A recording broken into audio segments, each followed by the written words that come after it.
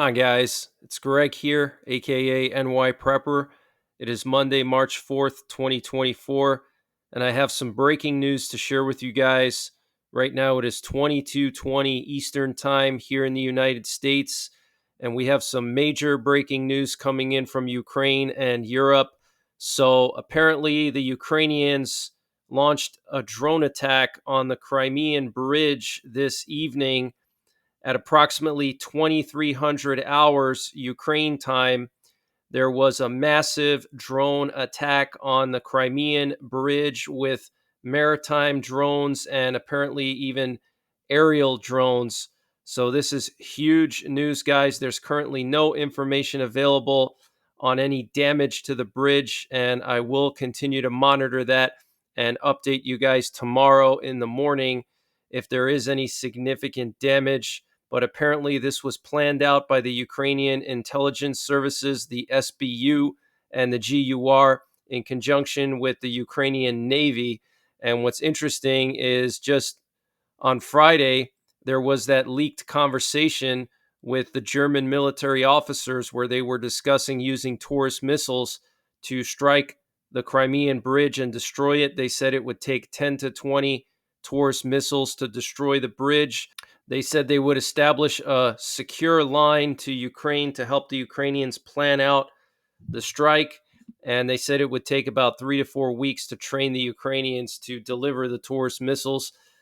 But this is very, very serious, guys. Looks like the Ukrainians are going to destroy the Crimean bridge. And the reason why I think they're going to really try to do it now is because the Ukrainians are starting to lose and the front lines are collapsing. Ukraine is running out of equipment. They're running out of men. Okay. Ukraine doesn't have a big population like Russia. They can't just continuously throw 500,000 men to the front line because Russia has 140 million people and Ukraine had 40 million people, and most of those people left. So the population is a lot lower now. They can't afford to continuously send young people to the front line. And NATO has run out of artillery and ammunition to give to Ukraine. They can't continuously give ammunition to Ukraine anymore because they would be tapping into their own reserves. And Russia has been spinning up artillery production like crazy over the last few months. They also acquired millions of rounds of artillery from North Korea. So I think Ukraine is going to try to take the bridge in order to kind of slow down the Russian advance, so to speak. Okay, to give the Russians something to be worried about and something else to focus on, and that would kind of balance it out a little bit more. So I think we're going to see it, guys. I think the Ukrainians are going to destroy the Crimean bridge either with the Taurus missiles or some other method. Okay. I wanted to also update you guys on these F-35s that flew to Ukraine. They flew into Ukrainian airspace, apparently, from Romania. This was initially reported by Russian sources.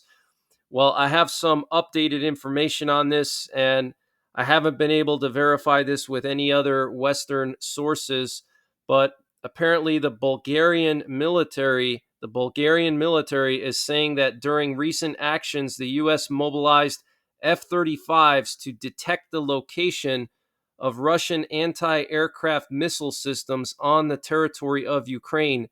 They collected intelligence and disseminated it to NATO countries.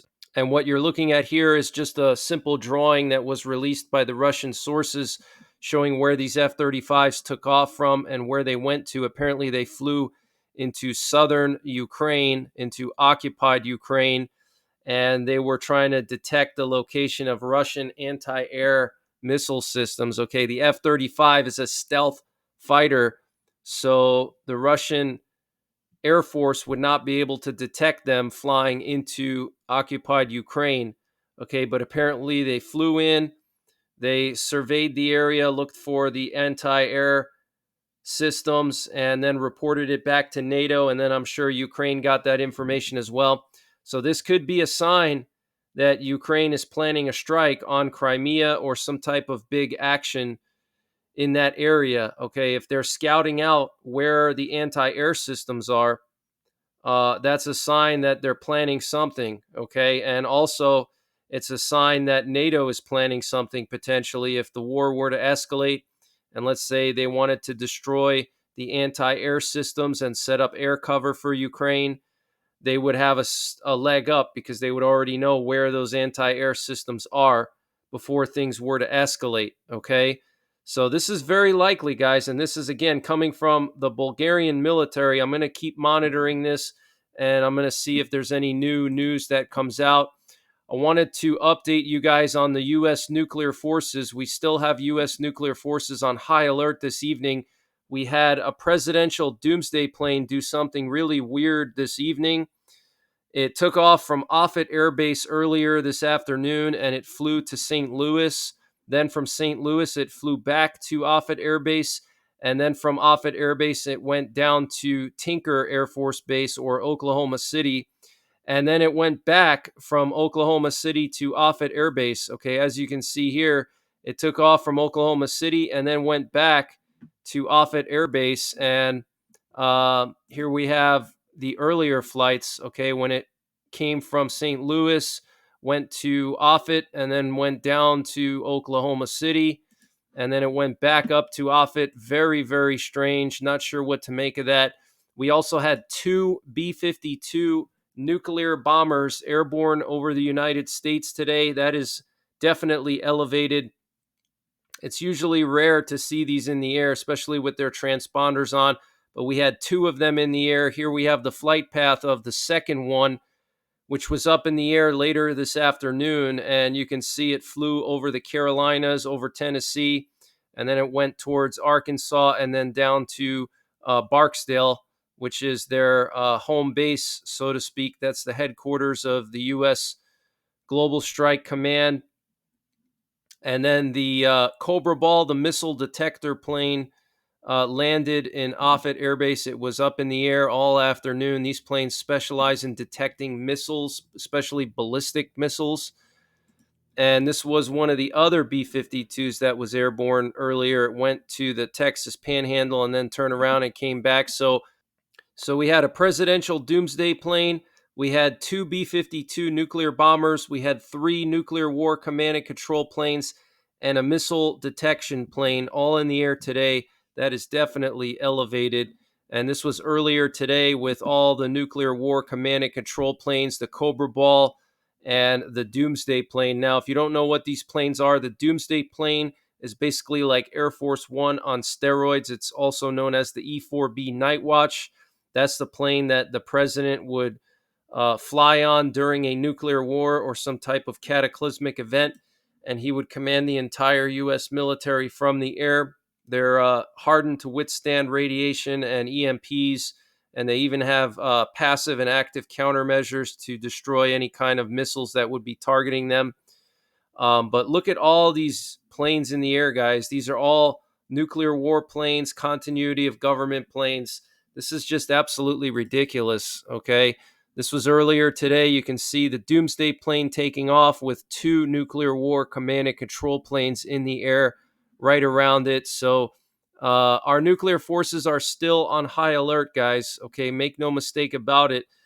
And I want to update you guys on the situation with France sending troops to Ukraine, or NATO sending troops to Ukraine.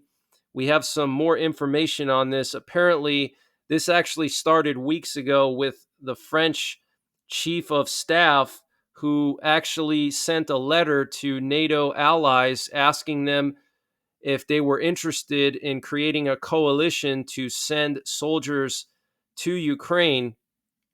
And apparently what happened was they all rejected it, and that's why Macron held that meeting and he made this big public statement, because they initially, a lot of them rejected the idea of sending troops. And then Macron decided to make that big statement, maybe to try to motivate them. But let me just read to you some more details about this. The French chief of staff, Thierry Burkhard, wrote to all his NATO counterparts to explore the possibility of creating a coalition of the willing to send soldiers to Ukraine. The country's army chief of staff reportedly approached his coalition peers with the idea weeks ago. France suggested deploying NATO troops to Ukraine in order to assist Kiev's forces with crucial tasks. The former U.S. envoy to the bloc, Ivo Dalder, wrote in an article for Politico News.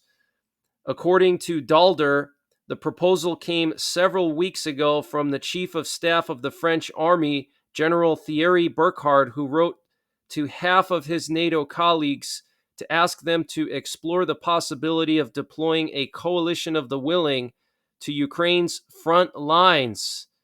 The troops, Burkhardt reportedly said, could man defensive systems on the ground, train troops, launch cyber operations, and provide help in demining. Burkhardt's proposal was swiftly rejected by every ally, Dalder wrote, in line with NATO's long-standing policy of no troops on the ground in Ukraine. The letter was reportedly sent well before French President Emmanuel Macron sparked controversy last week when he told journalists that the idea of deploying NATO troops to Ukraine should not be ruled out.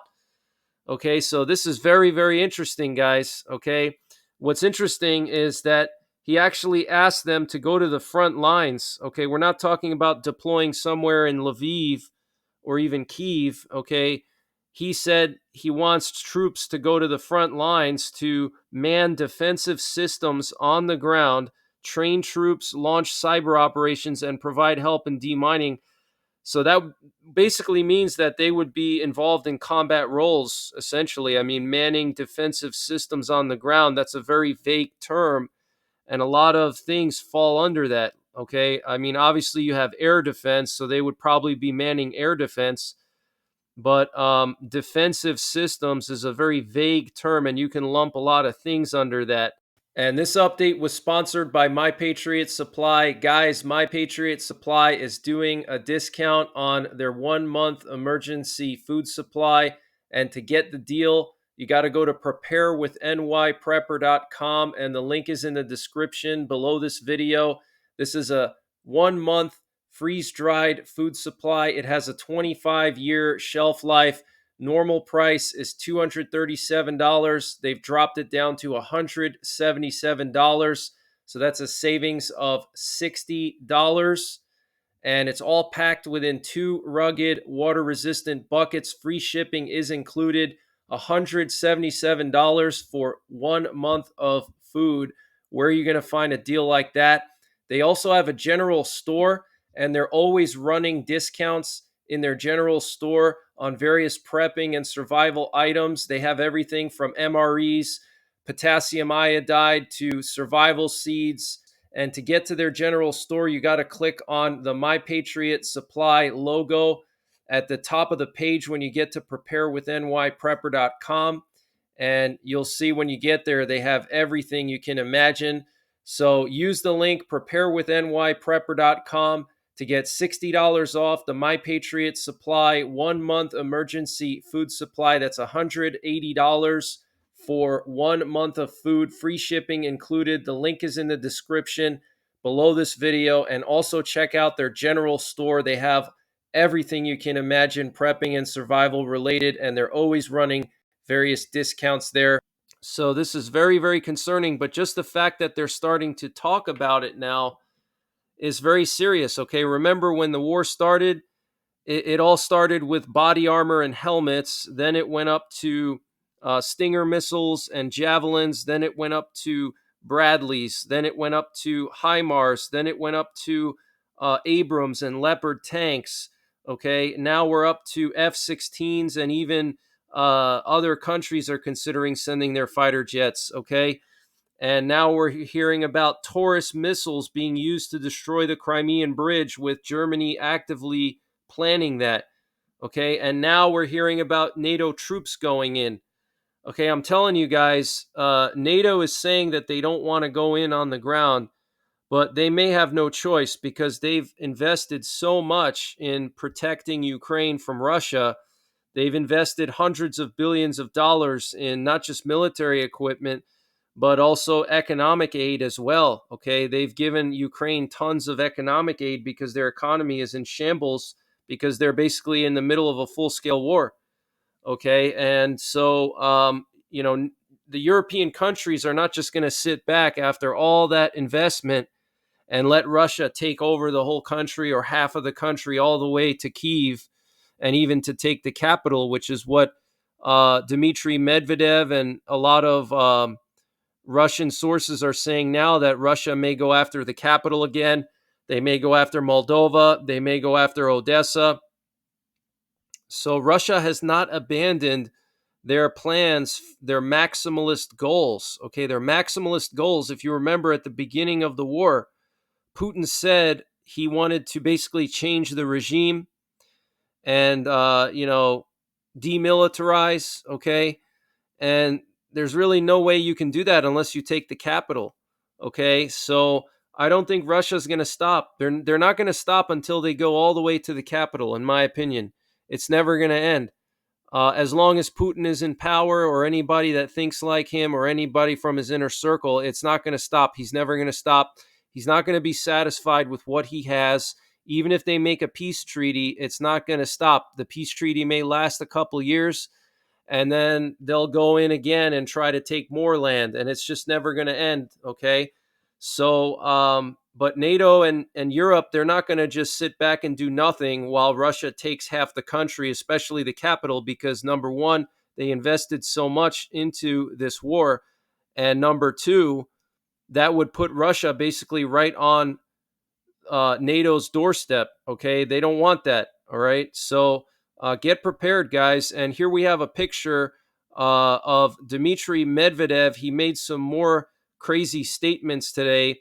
And what we have here behind Dmitry Medvedev is basically a map that he showed what he believes should be Ukraine's current borders. Okay, so here you can see in red all the areas that he believes should be under Russian control. Basically, everything up to Moldova, and the entire western half of Ukraine should go to Poland.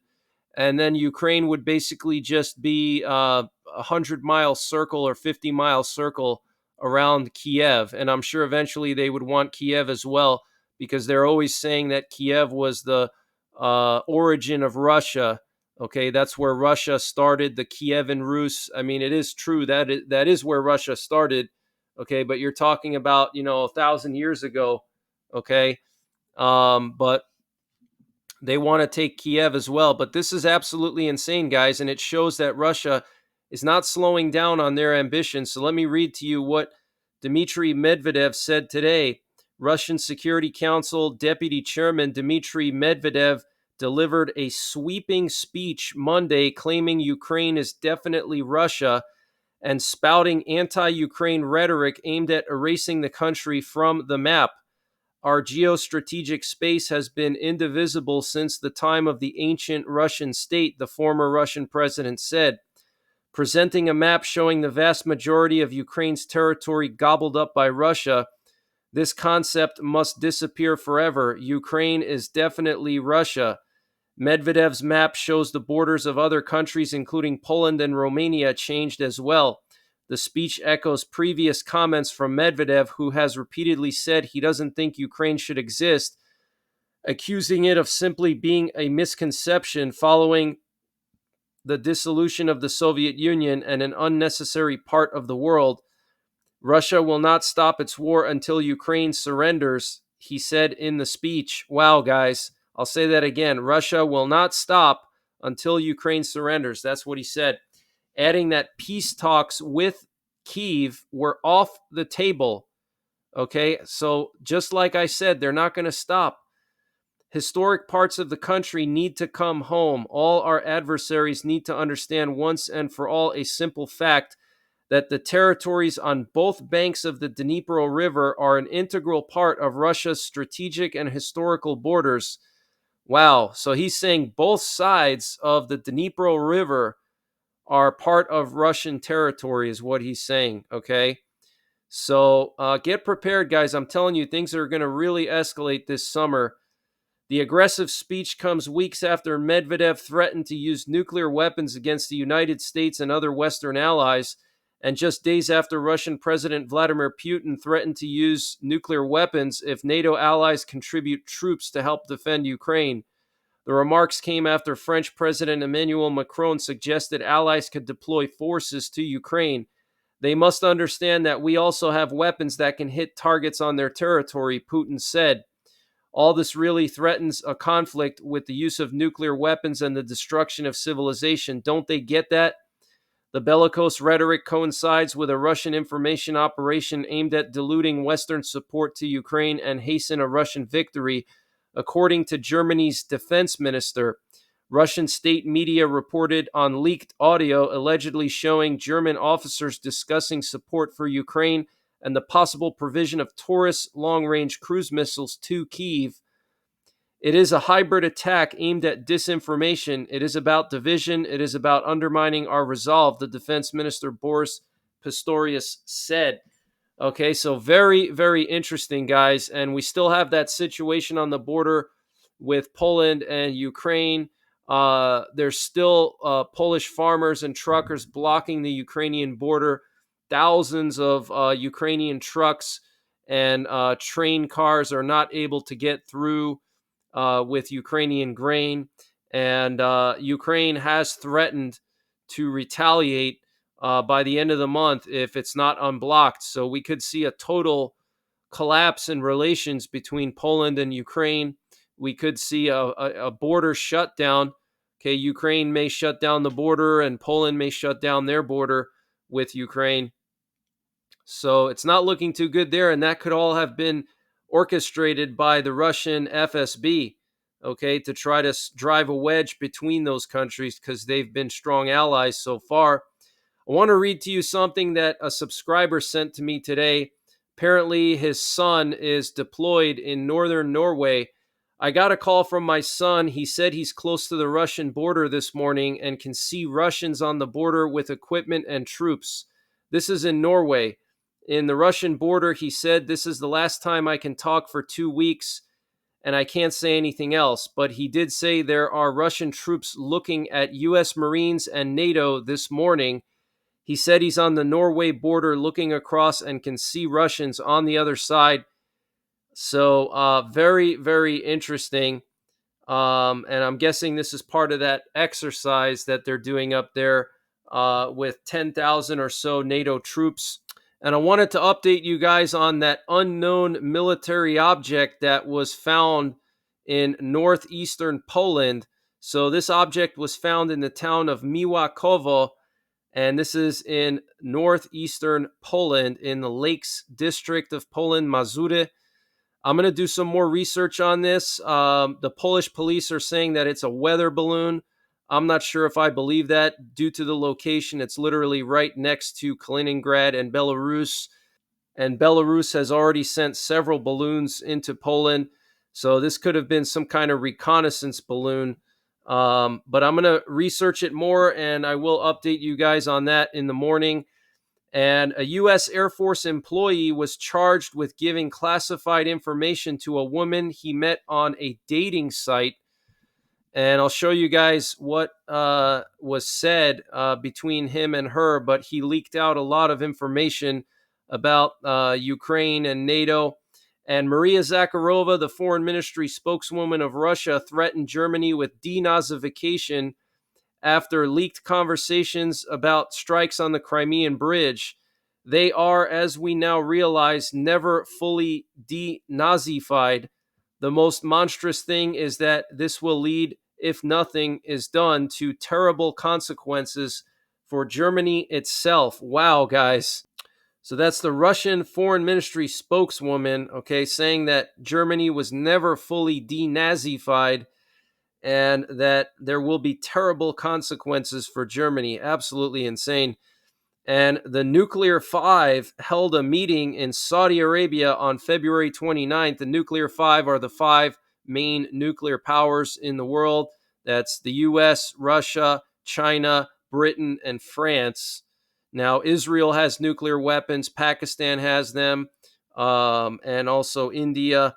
Okay, but they're not part of the so-called Nuclear Five. They didn't sign this treaty. Okay, but they had a meeting, which is interesting.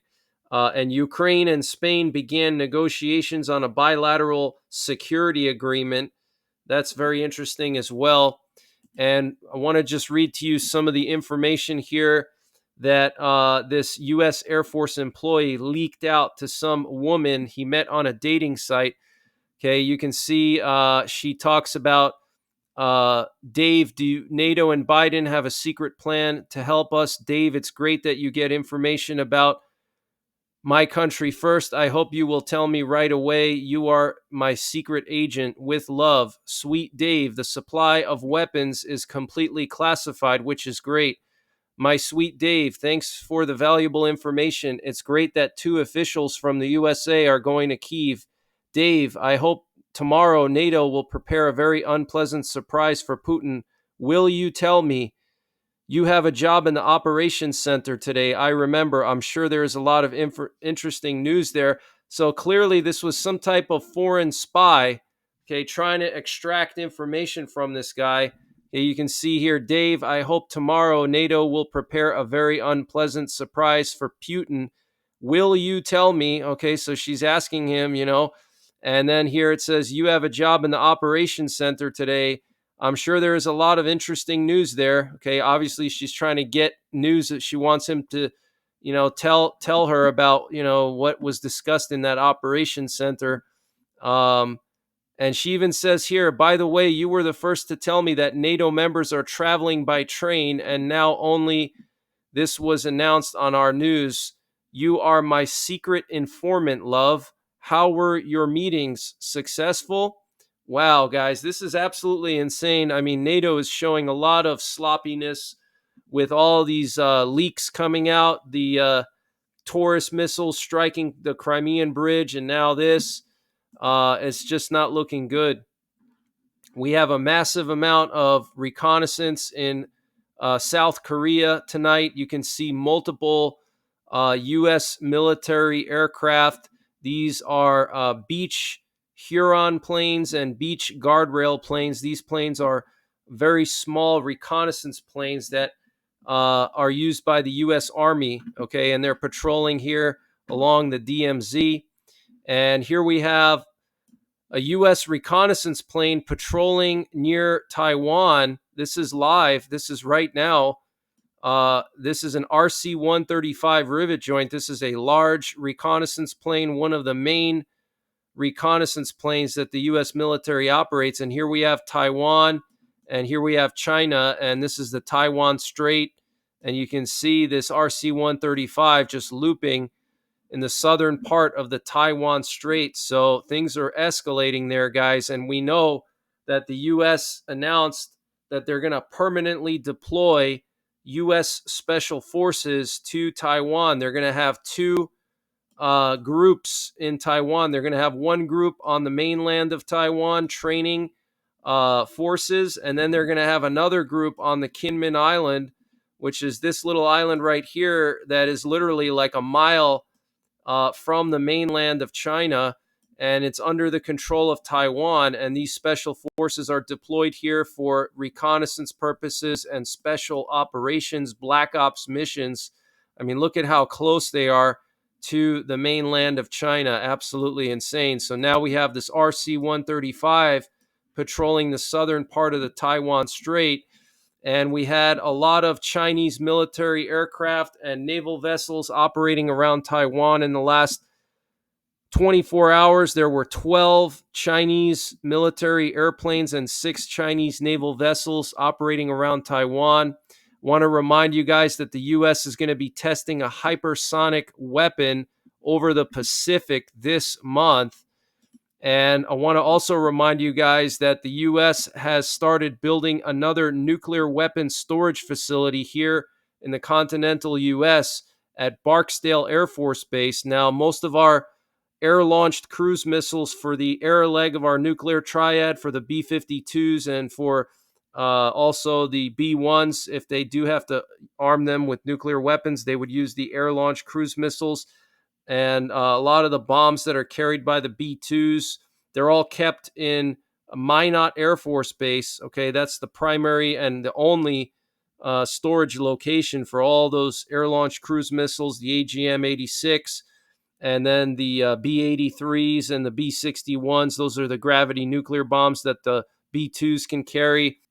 Those are all stored in Minot, but it looks like they want to build another storage facility, which is interesting, and that shows that the U.S. military is trying to expand their nuclear capabilities. And here we have a picture coming from the flight deck of one of the British aircraft carriers deployed to northern Norway. And this is during the exercises that are ongoing over there right now. You can see these beautiful northern lights here, absolutely beautiful. And finally, I want to leave you guys with some Russian propaganda.